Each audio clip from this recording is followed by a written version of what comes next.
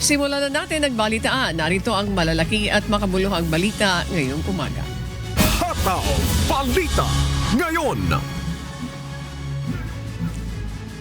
May reaksyon na ang mga nakaupo at bagong halal na senador sa pahayag ni Pangulong Bongbong Marcos Jr. hinggil sa posibleng reconciliation sa pamilya Duterte. Para naman kay Senate President Francis C. Escudero, ang pahayag ni PBBM ay paalala na dapat unahin ang kapakanan ng taong bayan kaysa personal na hidwaan ng mga partido. Umaasa naman si Senator J.V. Ejercito na magiging positibo ang takbo ng matagal ng alitan, lalo't marami pang seryosong problema ang kailangan pagtulungan para sa pag-unlad ng bansa.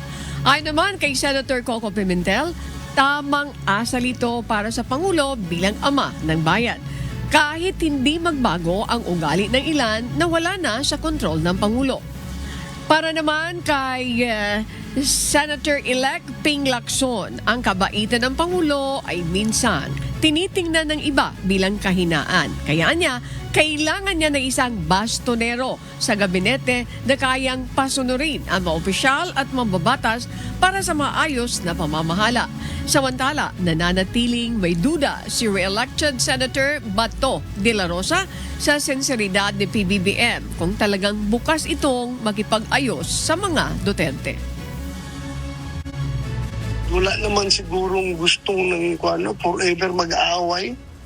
Lahat naman tayo ay gustong tumahimik tayo at mamuhay ng matiwasay at makafocus sa kabutihan ng ating bansa. Pero sa lalim ng sugat na in-inflict nila sa amin, I think kailangan talaga ng extreme sincerity. Extreme sincerity, hindi yung pahapyaw. Hataw Balita ngayon. Mariing pinabulaanan ni Iloilo Representative Janet Garin at Lawrence Defensor ang aligasyon ni Representative Toby Chanco na may kapalit na pondo ang pagpirma nila sa impeachment complaint laban kay Vice President Sara Duterte. Git ni Garin, tungkulin nilang pirmahan ang reklamo bilang bahagi ng constitutional process at walang bayaran na nangyari. Ayon kay Defensor, hindi siya tumanggap ng kapalit at hinikayat ang iba pang kongresista na magsalita upang linisin nila ang kanilang pangalan. Lumutang ang isyong ito kasabay ng usap-usapang pagpapalit ng liderato sa Kamara. I won't speak for the other members of the House, but I assure you that I did not receive anything in return, and I challenge you to ask all the members to speak up so that they can clear their name and clear these impeachment allegations once and for all. Hataw Balita ngayon.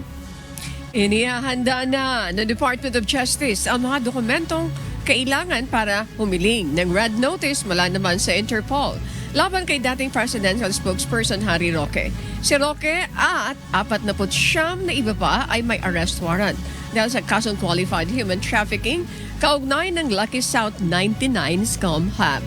Habang tinutukoy pa ng DOJ ang pinakamabisang hakbang, iginiit nitong tungkulin ng pamahalaan ang paghahanap ng mga sangkot sa krimen at ang paghaharap sa kanila sa hukuman. Samantala, kumpiyansa si Attorney Roque na hindi siya mapapauwi sa Pilipinas dahil sa pending application nito sa the Netherlands kung saan siya humiling ng asylum. Alam niyo po na kapag merong pending asylum petition, merong non-refuma. Kahit ano pang kunin yung red notice alert dyan, manigas kayo, hindi nyo ako makukuha habang nakabindin itong asylum neto dito sa Netherlands. Hataw Balita ngayon. Tiniyak ng Commission on Elections o COMELEC na bago ang June 30, madidesisyonan nila ang lahat ng kaso na nagresulta sa suspensyon ng proklamasyon ng ilang nanalong kandidato. Kasama na rin dito ang naudlot na proklamasyon ng mga party list na Duterte Youth at Bagong Henerasyon o BH Party List. Kahit nasuspinde ang proklamasyon ng ilang kandidato at party list organization, hindi nangangahulugan na hindi na sila makauupo sa pwesto. Nilinaw ng Commission on Elections o COMELEC, maaari pa rin naman silang maiproklama. Ayon kay COMELEC Chairman George Erwin Garcia, kaya nila sinuspinde ang proklamasyon ay para wala nang maging issue kapag naupo na ang mga ito. Hindi po yan unique. Madami na po tayong nangyari na ang proclamation ay na-late dahil nga sa mga pending na kaso sa amin. Hataw Balita ngayon. Dumulog sa Korte Suprema ang Duterte Youth Party List upang hilingin na ipawalang bisa ang resolution ng COMELEC na nagsususpindi sa kanilang proklamasyon bilang nanalong party lists. Git ng kanilang chairman si Ronald Cardema, may grave abuse of discretion ng COMELEC sa nasabing desisyon. Hiniling din nilang atasan ang COMELEC na agad silang iproklama. Samantala, naghain din ng urgent motion ang bagong henerasyon o BH party lists para sa agarang proklamasyon. Ayon kay Representative Bernadette Herrera, hindi sila nakatanggap ng kopya ng reklamong sanhi ng suspensyon kaya't hindi umano valid ang aksyon ng COMELEC. Ang Duterte Youth at BH Party List ang dalawang grupong hindi pa na ipoproklama dahil sa umano'y pending cases laban sa kanila. Tayo po ay nag-file ng petition for certiorari at nagpapa-TRO po tayo dun sa ginawa kahapon ng COMELEC. Bakit? Sa tingin po natin, merong grave abuse of discretion ang COMELEC kahapon. Sinabihan lang kami na hindi kami kasama sa proclamation tanghali bago mag-proclamation mismo. Hataw Balita ngayon. Nagbabala ang Commission on Elections na maaring maharap sa kasong kriminal ang mga kandidatong bigong magbaklas ng kanilang campaign materials 5 araw matapos ang eleksyon. Ayon kay COMELEC Chairman Attorney George Erwin Garcia, pagiging responsableng campaigner ang pag-ako sa sariling kalat, lalo't karamihan ay non-biodegradable. Sa Metro Manila pa lang, higit 64 tons na ng election paraphernalia ang nakolekta ayon sa MMDA. Samantala, ilang local government unit tulad ng Quezon City at Marikina ay nagsimula ng gawing tote bags at eco bricks at paso ang mga campaign materials para sa kapaki-pakinabang na paggamit. Being a responsible campaigner, napaka-importante kasi nun eh. Ikaw ang naglagay niyan, dapat ikaw din na magtanggal. Nakakalungkot kung pagkatapos niyan, kalimutan na lang, lalo pat kung hindi nanalo. Dapat yun, manalo, matalo, tinatanggal natin yung campaign materials natin, lalo pat yung ginamit mo ay non-biodegradable. Hataw Balita ngayon. Iniimbestigahan na ng Department of Information and Communications Technology ang ulat na may 400 Chinese na nagtatrabaho sa dito telecommunity na lampas na sa kanilang tourist visas. Ito ay kasunod ng Facebook post ni Ramon Tulfo na nagsabing maaring banta sa seguridad ng bansa ang mga dayuhang ito. Makikipag-ugnayan ng DICT sa Bureau of Immigration at magsasagawa ng investigasyon sa tulong ng Cybercrime Investigation and Coordinating Center o CICC, gayon din ng National Telecommunications Commission o NTC. Sa ngayon, hindi pa nagbibigay ng opisyal na pahayag ang dito. Hataw Balita ngayon. Binigyang diin ni Pangulong Ferdinand Marcos Jr. na walang isusukong teritoryo ang Pilipinas sa kanyang talumpati sa ika-127 founding anniversary ng Philippine Navy sa Naval Operating Base sa Subic, Zambales kahapon. Kasabay nito, pinangunahan ng Pangulo ang commissioning ng 2 bagong vessel ng hukbong dagat. Ito ang BRP Miguel Malbar na kauna-unang guided missile frigate ng bansa na may advanced sensors at weapon systems, at ang BRP Albert Magini na isang missile-capable patrol vessel. We will continue to safeguard our maritime zones and exercise our maritime entitlements in accordance with international law. Wala tayong isusuko, wala tayong papapabayaan. Hataw Balita ngayon. 2 Chinese Coast Guard research vessel na pumasok sa exclusive economic zone ng bansa ang na-monitor ng Philippine Coast Guard. Ito ay ang Shangyang Hong 302 at Tanso Air House. Na-monitor kahapon ng alas 8 ng umaga ang Shangyang Hong 302 sa layong 118 nautical miles sa baybayin ng Rizal, Palawan. Ang Tanzu Air House naman ay na-monitor sa layong 113 nautical miles ng Burgos, Ilocos Norte.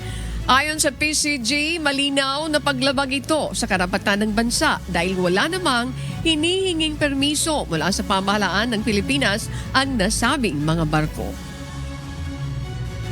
But one thing is clear, no? They're violating our exclusive economic zone, and their marine scientific research is basically a violation of international law. We never permitted the Chinese government to conduct NMSR within our own exclusive economic zone. Hataw Balita ngayon. Sisimulan na ng Department of Transportation sa kalagitnaan ng Hunyo ngayong taon ang EDSA Rehabilitation. Bagamat wala pang eksaktong petsa na ibinigay ang DOTR kung kailan sisimula ng pagsasaayos ng EDSA, gayunman inaabisuhan na ang mga motorista na magdudulot ito ng mabigat na trapiko. Kaugnay nito, naghahanda naman ang Metropolitan Manila Development Authority o MMDA ng mga traffic mitigating measures na kanilang ipatutupad sa oras na maumpisahan ang EDSA rebuild, kasama sa plano ang pagkakaroon ng traffic rerouting. Ang target date ay middle of June. Middle of June. Wala pang exact date, pero middle of June ang target date. Kailangan simulan na yan kasi nga, sabi nga ng Pangulo, 45 years na bago talagang inayos ang EDSA. As to all other measures in so far as EDSA rebuild is concerned, we'll make the necessary announcements. Sabay-sabay po yan, schedules, plans, routings, and yung mitigating measures dahil yan po ay inutos ng ating Pangulo na magkaroon ng massive information drive bago po simulan. Hataw Balita ngayon. Ipinaalis na ng Metropolitan Manila Development Authority o MMDA sa loob ng 2 araw ang mga nakatanggap o nakatambak na lupa sa isang daluyan ng tubig sa Parañaque City na nagdulot naman ng pagbaha, bunsod ng malakas na buhos ng ulan kamakailan. Ayon sa MMDA, sumulat na sila sa kinaukulan para maisaayos ang daanan ng tubig. Pero kapag walang kumilos ay sila na ang mag-aalis ng mga tambak na lupa. Nauna na ang inireklamo ng mga concerned citizens ang daluyan ng tubig na nabarahan dahil umano sa konstruksyon ng bahagi ng Cavitex C5 link. Kung hindi, binigyan lang po natin sila ng 48 hours para alisin yung obstruction sa tubig. Pag hindi po, masusubukan po yung ating mga backhoe dahil ipapadala ko po yun doon pag hindi nila inalis. Kami na po magbubungkal pero sisingilin po namin sila. Hataw Balita ngayon. Binawi na ng Land Transportation Office o LTO ang lisensya ng 10 bus driver at 8 konduktor matapos magpositibo ang mga ito sa iligal na droga sa isinagawang random drug test. Ayon kay LTO Chief Vigor Mendoza II, permanenteng diskwalipikado na silang makakuha ng lisensya sa hinaharap. Karamihan sa kanila ay mula sa Victory Liner habang 2 ay empleyado ng Solid North Transport. Nagbabala rin ng DOTR na maaring kansilahin ang prangkisa ng mga kumpanyang papayag pa ring magtrabaho ang mga napatawa ng parusa. Hataw Balita ngayon. Inihahanda na ng mga abogado ng Metropolitan Manila Development Authority o MMDA ang isasambang kaso laban sa 6 na tauhan na sangkot sa salary deduction scheme. Ayon kay MMDA Chairman Attorney Romando Artes, nabisto nila ang ginagawang pagbabawas sahod ng mga sangkot na empleyado mula nang gumamit sila ng computerized payroll system. Sinabi pa ni Chairman Artes na siya na rin ang tatayang complaining witness sa naturang kaso kung saan tinatayang nasa 80% ng kanilang empleyado ang naapektuhan. Dati pa raw, pero dati daw maliliit lang manuman. Ang problema, nung nag-computerization kami, nakakita sila na kumbaga opening para ma-manipulate the system. Kasi syempre, during implementation, sa kanila nagko-coordinate. Wala namang sabuatan doon sa service provider. It's just that makita sila na window sa system para ma-manipulate. So basically, 2 years pa lang naman yata yung aming computerized payroll system. So more or less mga 1 taon na kalahati. Hataw Balita Ngayon. Pinag-aaralan ngayon ng Energy Regulatory Commission o ERC ang dalawang paraan upang mapababa ang singil sa kuryente. Ito'y sa pamamagitan ng decarbonization o paggamit ng renewable energy at democratization o pagbibigay karapatan sa mga consumer na pumili ng mas murang electricity supplier. Sinabi ni ERC Chairperson Monalisa Dimalanta na patuloy ang monitoring ng fuel audit at power supply agreements upang maiwasan ang sabwatan. Suportado rin ng ERC ang panukalang alisin ang VAT sa kuryente, ngunit dapat pag-aralan ang epekto nito sa mga serbisyong pampubliko. Nananawagan naman si Attorney Carlos Zarate na muling pumasok ang gobyerno sa power generation sector at magbigay ng subsidy tulad ng ginagawa ng ibang bansa sa rehiyon. Hataw Balita Ngayon. Gaganapin simula ngayong araw, May 21 hanggang May 23, 2025, ang ASEAN Maritime Security Dialogue sa Maynila. Tatalakayan sa pagpupulo ang mga hamon at oportunidad sa pagsusulong ng rules-based order sa rehiyon. Ayon sa presidente ng non-profit group na We Protect Our Seas o WPS na si Dr. Jeffrey Honor Daniel, hindi kasama sa pag-uusap ang mga superpower gaya ng China at US upang bigyan diin ng strategic autonomy ng mga Asian state. Naniniwala naman si De La Salle University Professor Renato de Castro na sa pamamagitan ng pagpupulong ay makakapaglabas ng opinyon at saloobin ang mga bansa sa ASEAN ukol sa issue naman sa South China Sea.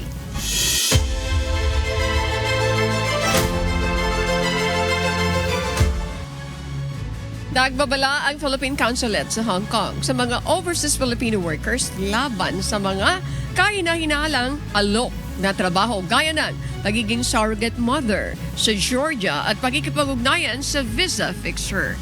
Ayon sa ulat, may mga OFW na nabibiktima ng sindikato kung saan ang iba ay nauuwi sa panggagahasa at sa pilitang abortion. Ipinapaalala ng Department of Migrant Workers Secretary Hans Leo Cacdag na hindi lisensyado ang ganitong mga recruiter at dapat makipag-ugnayan lamang sa mga lehitimong ahensya. Ilang Pilipino na rin ang naaresto sa Hong Kong dahil sa pagsali sa illegal na visa arrangements. Hataw Balita Ngayon. At para po sa mga balita sa iba't ibang panig ng mundo, narito ang ating global correspondent na si Marie Peñaranda mula sa Texas, USA.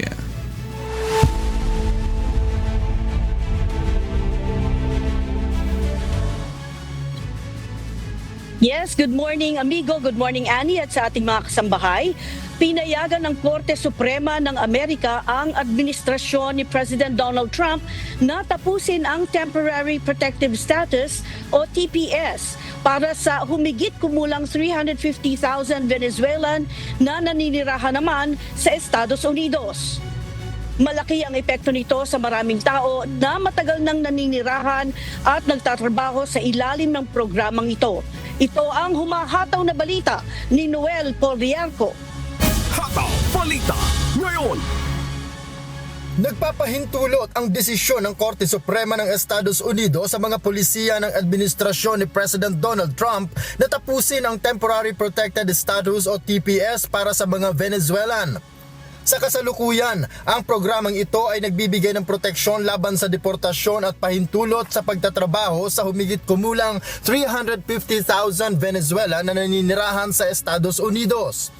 Itinatag noong 1990, layunin ng TPS na tumulong sa mga migranteng tumakas sa kalamidad, digmaan o iba pang matinding krisis. Bagamat hindi ito nagbibigay ng permanenteng paninirahan, maraming benepisyo ang nananatili sa programa ng maraming taon.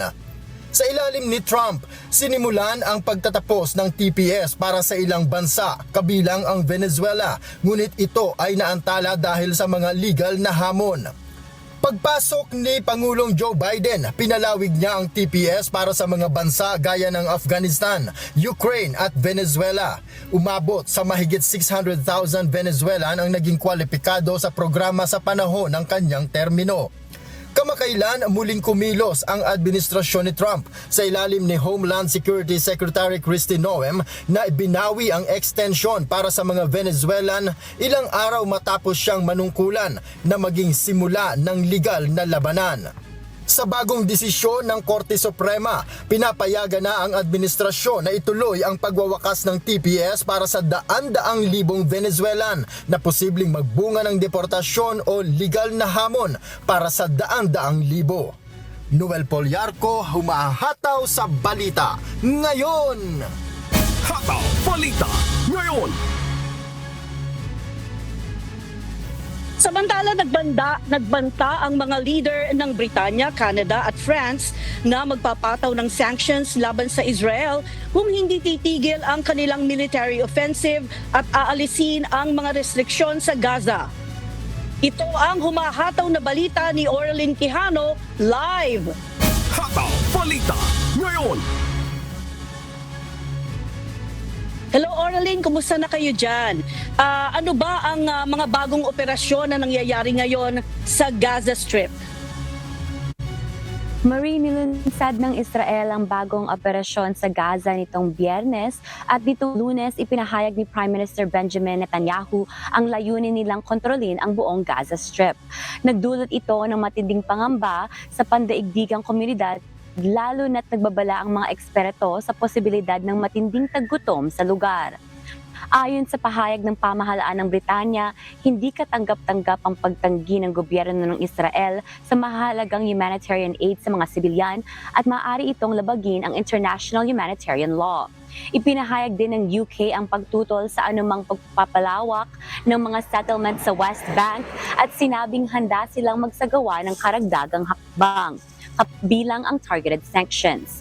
Samantala, inakusahan ni Netanyahu ang mga leader ng London, Ottawa at Paris na nagbibigay umano ng gantimpala sa mga responsable sa genocidal attack noong October 7. Aniya, ipagtatanggol ng Israel ang sarili sa makatulungang paraan hanggat makamit ang buong tagumpay. Nilinaw rin ni Netanyahu ang mga kondisyon para sa pagtatapos ng digmaan, ang pagpapalaya sa mga natitirang bihag at demilitarization ng Gaza. Mula pa noong Marso, pinigil ng Israel ang pagpasok ng gamot, pagkain at gasolina sa Gaza bilang taktika upang mapilit ang Hamas na palayain ang mga bihag na dinukot noong October 7, 2023. Ayon sa mga leader ng kanluran, kinikilala nila ang karapatan ng Israel na ipagtanggol ang sarili laban sa terorismo, ngunit iginiit nilang labis na ang paglala ng giyera. Sinusuportahan din ang mga hakbang ng Estados Unidos, Qatar at Egypt para sa isang agarang ceasefire sa Gaza. Sa panig naman ng Hamas, tinawag nila ang pahayag ng Britanya, Canada at France bilang isang makabuluhang hakbang patungo sa pagpapanumbalik ng prinsipyo ng international law. Balik sa'yo, Marie. Oo, Oraline, ilan na ba ang casualties o nasawi sa retaliation, bunsod ng retaliation ng Israel sa Gaza? Oo, Maria, marami-rami din ang almost all of the residents in Gaza have been displaced.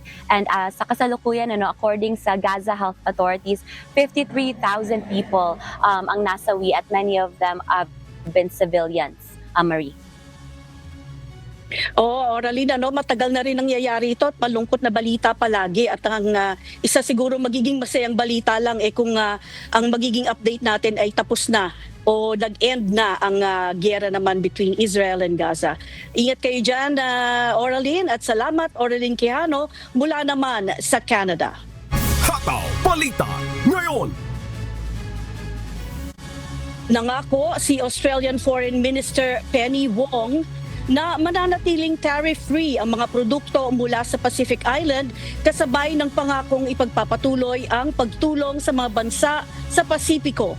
Ito ang humahataw na balita ni Danny Del Lleva. Hataw Balita Ngayon. Ipinahayag ni Australian Foreign Minister Penny Wong na mananatiling walang taripa ang mga produktong papasok sa Australia na mula sa Pacific Islands. Ito ay sa kabila ng pagpataw ng Estados Unidos ng taripa na 32% sa Fiji, 30% sa Nauru at 22% sa Vanuatu.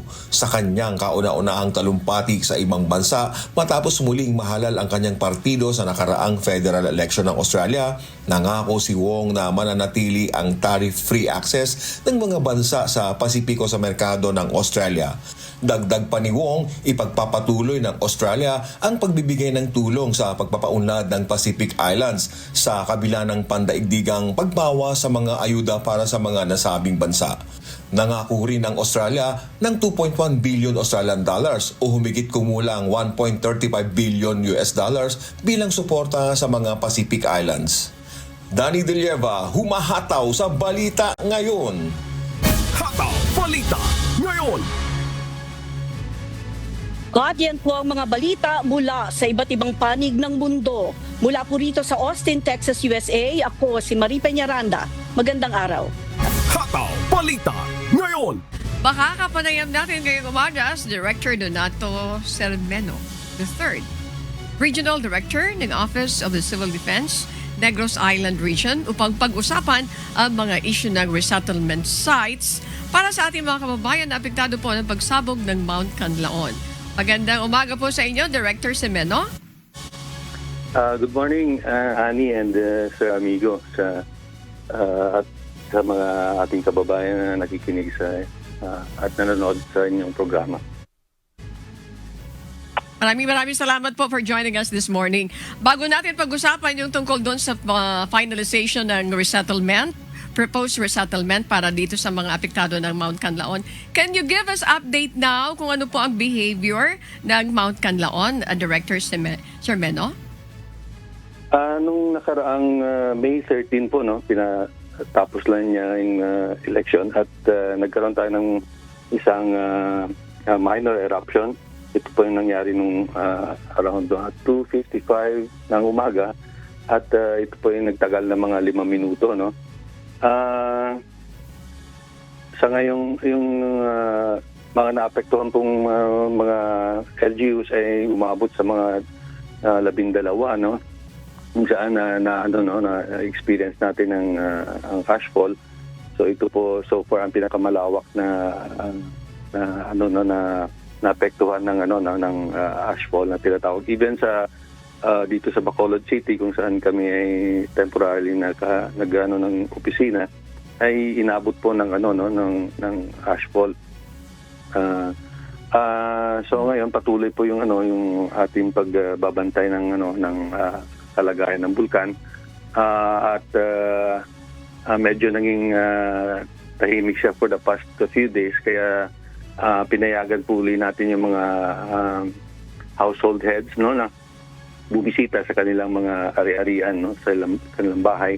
Meron po tayong binibigay sa kanila na parang window period na ito po nagsisimula sa alas 6 ng umaga hanggang alas 4 ng hapon upang bisita po sila sa kanilang mga bahay na sa loob ng ng 4 kilometers between 4 kilometers to 6 kilometers na extended danger zone. So ito naman po para mabigyan sila ng ng pagkakataon na bisitahin yung mga alagang hayop at yung tingnan yung mga kanilang mga pananim at mabisita ang kanilang bahay po. So yun po lately ang ating mga naging activities dito sa paghahanda natin sa sa Laon eruption. Okay.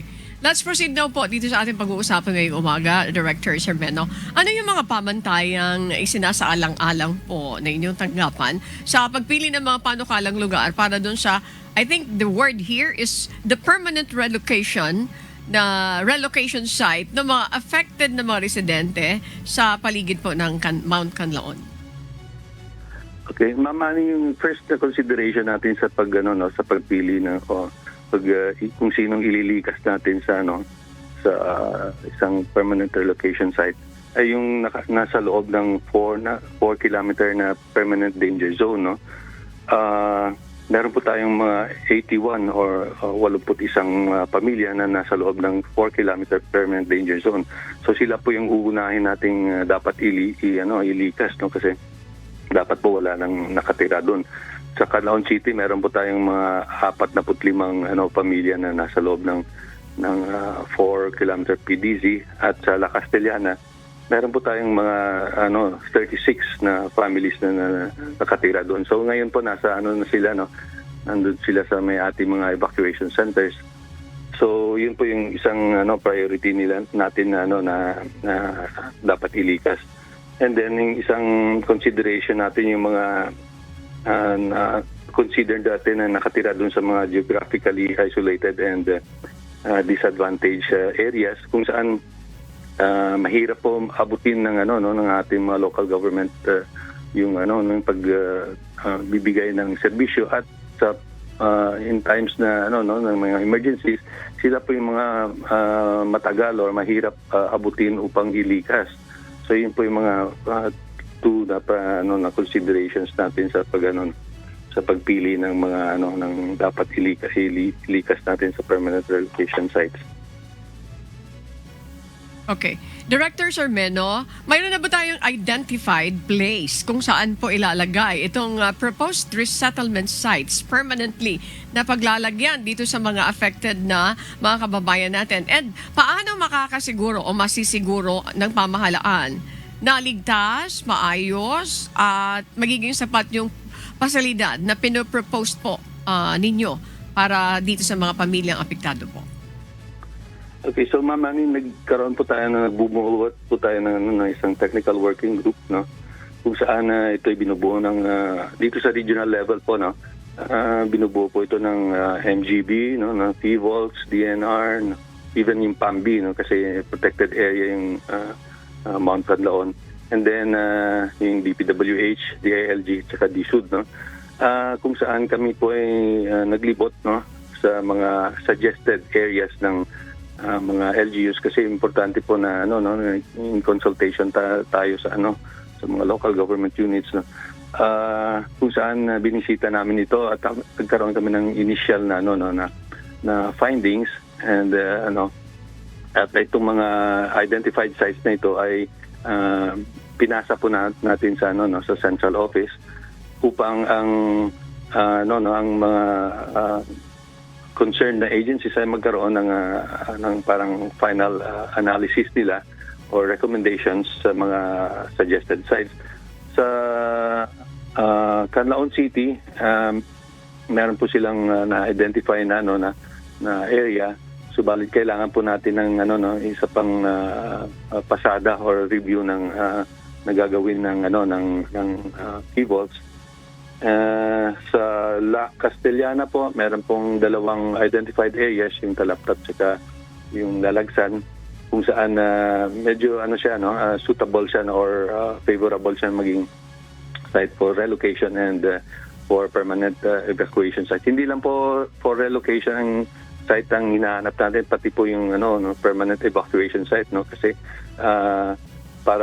kasi hindi lang naman siguro itong pag ngayon na puputok itong Canlaon, so every time na may may unrest or may activity yung vulkan, ay may pupuntahan ng permanent na evacuation site. Sa ngayon po, yung mga eskwelahan, yung mga classrooms ang karamihan ang ginagamit natin na evacuation site. So nakaka-apekto po ito sa pag-aaral ng mga bata. So hindi lang po relocation site ang hinahanap natin, pati yung area for permanent evacuation site, no.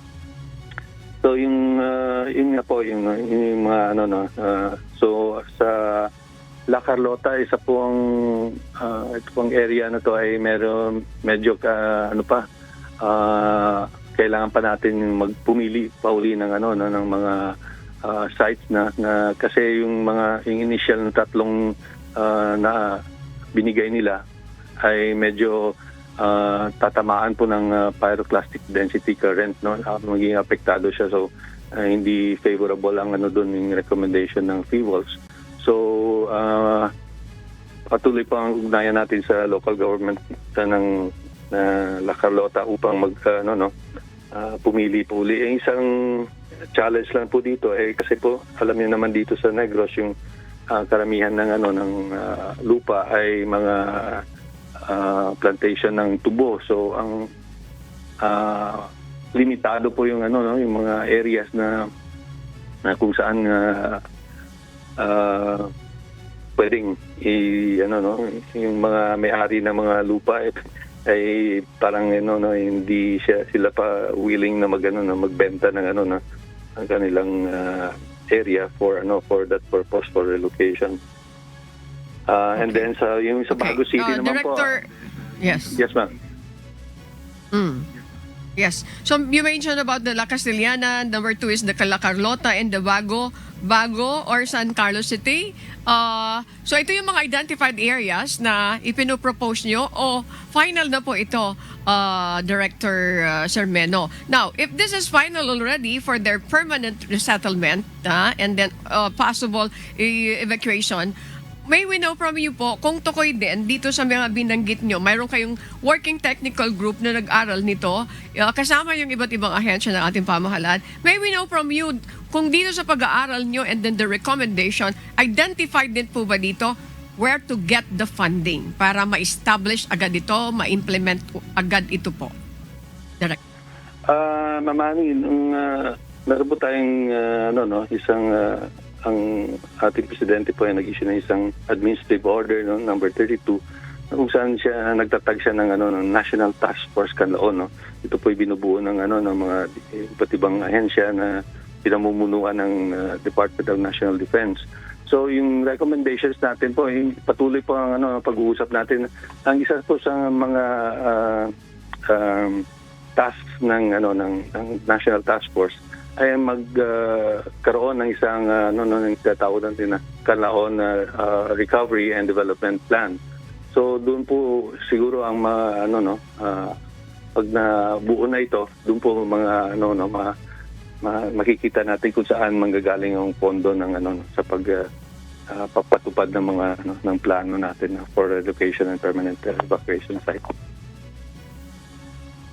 Okay. It's good to hear from you na mayroon po kayong proposed sa resettlement sites ng ating mga kababayan na affected dyan.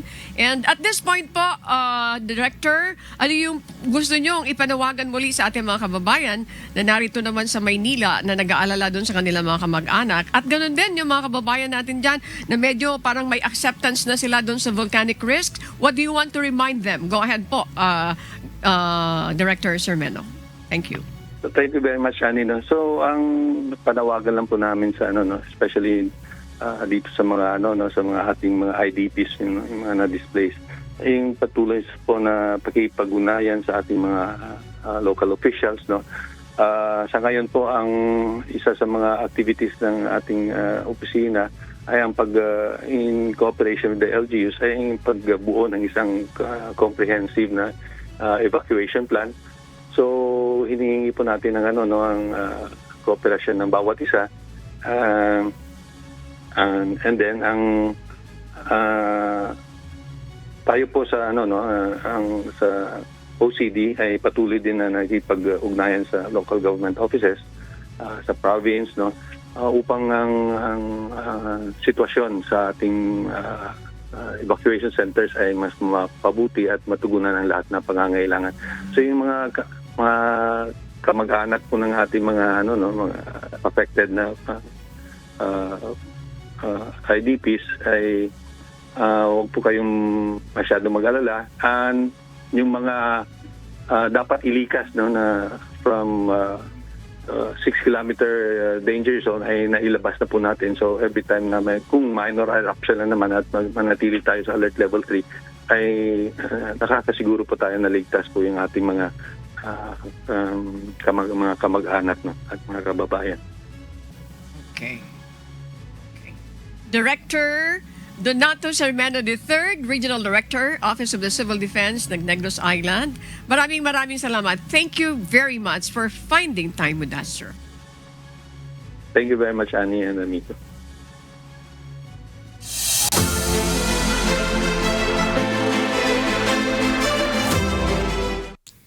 Matindi ang naranasang pagbaha sa ilang bahagi ng Maguindanao kagabi dahil sa walang tigil na pagulan. Bunso dito agad na nagsagawa ng rescue operations ang lokal na pamahalaan para sa mga residenteng apektado. Si Alan Manansala, humahataw. Hataw Balita ngayon. Gumagawa na ngayon ng hakbang si Chief Minister Abdul Rauf Makakua ng Bangsamoro Autonomous Region in Muslim Mindanao matapos makaranas ng matinding pagbaha ang ilang bahagi ng Maguindanao mula kagabi. Naging dahilan ng pagtaas ng tubig ang walang tigil na pag-ulan na naranasan sa lugar.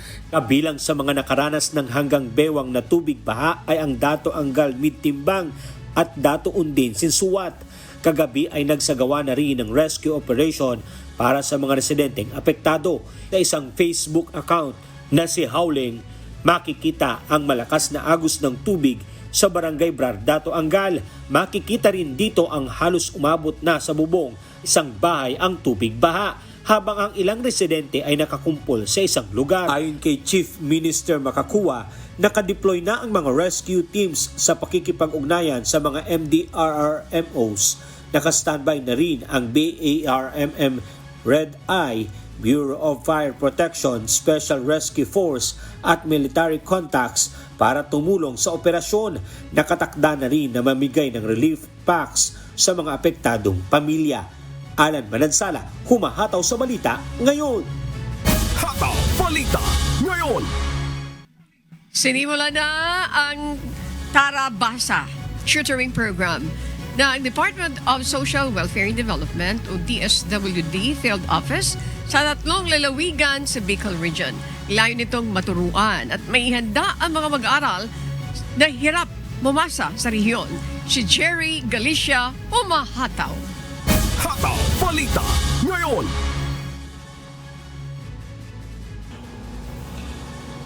Inilunsad na ng Department of Social Welfare and Development DSWD Field Office 5 ang Tarabasa Tutoring Programa sa mga bayan ng Bulan sa Sorsogon, Libmanan sa Camarines Sur at Daraga sa Albay nitong Lunes, May 18. Tinatayang nasa kabuang 4,548 ng mga batang nahihirapan sa pagbasa ang magbebenepisyo sa programa. Partikular ang mga nag-aaral na papasok sa ikalawang baitang o grade 2 sa darating na pasukana. Layo ng programa na maituro sa mga bata ang kasanayan sa pagbasa na naayon sa antas at pangangailangan ng mga mag-aaral.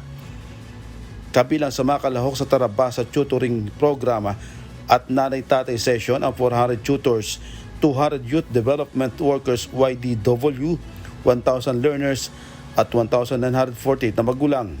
Ang mga YDW naman ang mangunguna sa nanay-tatay session na layong palakasin ang kaalaman ng mga magulang sa parenting upang mas mapabuti ang paggabay nila sa pagkatuto ng kanilang mga anak sa loob at labas ng tahanan. Ang Tarabasa Tutoring Program TBTP ay isang flagship program sa ilalim ng Executive Order No. 76 na pinangungunahan ni Secretary Rex Gatchaliana. Isa rin sa mga layunin ng programa ang makapaghatid ng reformadong educational assistance sa pamamagitan ng Cash for Work Programa, kung saan ang mga estudyanteng nasa kolehiyo ay nagsisilbing tutors sa mga batang nahihirapan sa pagbasa at facilitators ng nanay-tatay sessions. Layon din ng programa ng papababa ang attrition rate ng mga estudyante sa kolehiyo, bunga ng kahirapan at mapalakas ang kakayahan ng mga batang matuto ng pagbasa. Tatagal ng 20 araw ang gagawing pagtuturo sa pagbasa ng mga kawani ng ahensya mula May 19 hanggang June 14, 2025. Jerry Galicia, humahataw sa balita ngayon. Hataw Balita ngayon. Patuloy po namin kayong inaanyayahan sa isinasagawang mass indoctrination ng MCGI. Day number 30 na po tayo. Mamayang alas 7 po ng gabi sa official MCGI social media accounts. Kabilang po ang MCGI channel, ang official YouTube channel ng Members Church of God International. Patuloy din po namin kayong inaanyayahan na makiisa sa Global Prayer for Humanity tuwing Lunes hanggang Biyernes alas 9:30 ng gabi. Ito po ay nakastream ng live sa lahat ng MCGI social media accounts. Ang Global Prayer for Humanity ay bukas po sa lahat, anuman ang inyong relihiyon o lahi. Mga kasambahay, kung may mga istorya po kayong nais balikan sa Hataw Balita ngayon, pwede niyo po itong muling mapanood sa aming official social media account. Magtungo lamang po sa UNTV News and Rescue YouTube channel at i-click ang subscribe button. Gayon din po sa aming Facebook at TikTok accounts. Mapapanood nyo rin po rito ang iba pang news programs ng UNTV, pati na po ang iba pang video ng nag-iisang public service channel. Kaya, tara na! Subscribe, like, and share! At sa aming ibabahaging mga salita ng Diyos na ating sandigan mula sa Ecclesiastes Kapitulo 7, talatang 8. Maigi ang wakas ng isang bagay kaysa sa pasimulan niyaon, at ang matiising loob ay maigi kaysa palalong loob.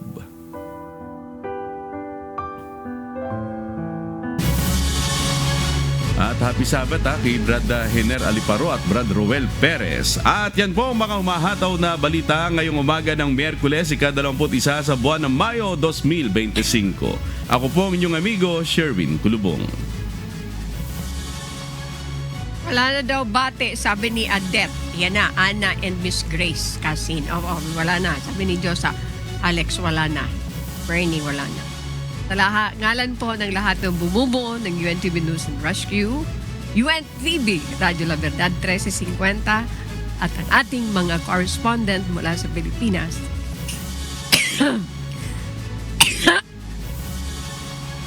Nig ng mundo, ako po si Annie Rento.